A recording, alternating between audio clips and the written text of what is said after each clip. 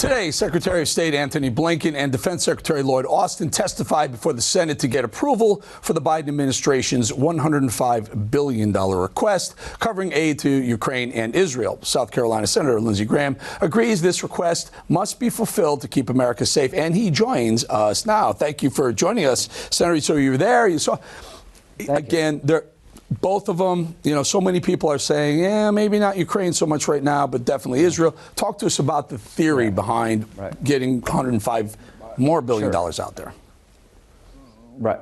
Well, number one, it's going to be less than $105 billion. I don't mind helping provide weapons to the Ukraine. It helps us because we get new weapons when we give them our old weapons. Certainly, I want to help Israel. But Hamas met with Putin in Moscow yesterday, and they called him their best friend. And Putin buys drones from Iran, so he's part of the problem. Pulling the plug on Ukraine means that Putin keeps going, and we'll wind up with a war between NATO and Russia if we don't watch it. And China's watching, and they'll take Taiwan. So keep helping the Ukrainians. Not one American's died.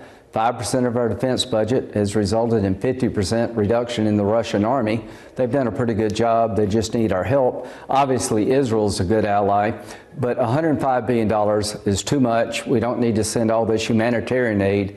We just need to help people with the weapons to kill our common enemies. And our common enemies are Hamas and Russia. So Senator, in fact, Time magazine wrote about this. Time says that Zelensky's own aides are telling them that he's delusional and won't listen to reality. And here's the quote: Zelensky feels betrayed by his Western allies. His belief in Ukraine's ultimate victory over Russia has hardened into a form that worries some of his advisors. It's immovable, verging on messianic. He deludes himself. One of his closest aides tells me in frustration, we're out of options. We're not winning, but try telling him that. So, you know, the concern by the American people is the money being used properly in Ukraine? Yeah, that's a good question, and I'm for oversight. I am for accounting for every dollar, but I've been to Ukraine 4 times. There are a bunch of dead Russian soldiers because of the weapons we've given the Ukrainians. They're fighting like tigers. What would you do if somebody invaded our country? You'd fight back. Russia has lost half of their combat capability. Most Russian soldiers don't want to die in Ukraine. We just need to stick with it. When they get to the Crimea, call me. We need to find a solution to this problem that doesn't make China more likely to invade Taiwan. We need to find a solution to this problem so Russia won't do it again 5 or 6 years from now. And that solution is to stick with Ukraine, degrade the Russian military, punish Putin so that we won't have round 3. Senator, may I ask that? Please. Yeah, I'm a libertarian. I'm against these foreign wars. I just don't want to get involved. But so the theory is that if we help Ukraine drive Russia into the ground, Russia comes and runs into the waiting open arms of China. To help rebuild their infrastructure, rebuild their military, and China's more than willing to do that for an oil deal. That's the concern. Yeah. Well, here's my concern. If we pull the plug on Ukraine, China is more likely to invade Taiwan. Russia met with Hamas yesterday. Hamas called Russia their best friend.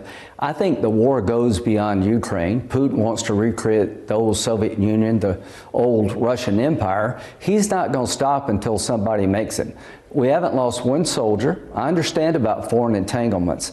If you told me in 1986, when I was in the Air Force, we could destroy half of the Russian army, not lose one soldier, and spend 5% of our military budget to do it, I wouldn't have believed you. That's actually happened. So we're going to give legal aid. May I ask this? It's not 5% of our military budget. Sure. We still have the military budget. This is 100, 200, 300, whatever it ends up being, billion X budget, right? Yeah, but I mean, it's 5% of what we spend on our own military. Now, the Europeans have actually spent the same amount of money. Most of it's been humanitarian aid. I can't stress enough, the last time somebody tried to rewrite the map of Europe by force of arms and they were appeased was World War II. If you give in to Putin now, you're opening up Pandora's box all over the world. I would say this: when Donald Trump was president, none of this happened. Everybody was afraid of him. Nobody's afraid of Biden. The bottom line here is weakness breeds more aggression. I hope Trump wins. I think this all ends quickly if he's president in 2025. But until then, we need to make sure the world doesn't come apart more than it is. Who can forget? Hamas is trying to kill all the Jews. Who can forget the Iranians released the American hostages the day Ronald Reagan was sworn into office for power? Yes. Same thing. Yes. Senator, really good having you on. Two thumbs up. Appreciate your time, Senator Lindsey Graham. Thank you.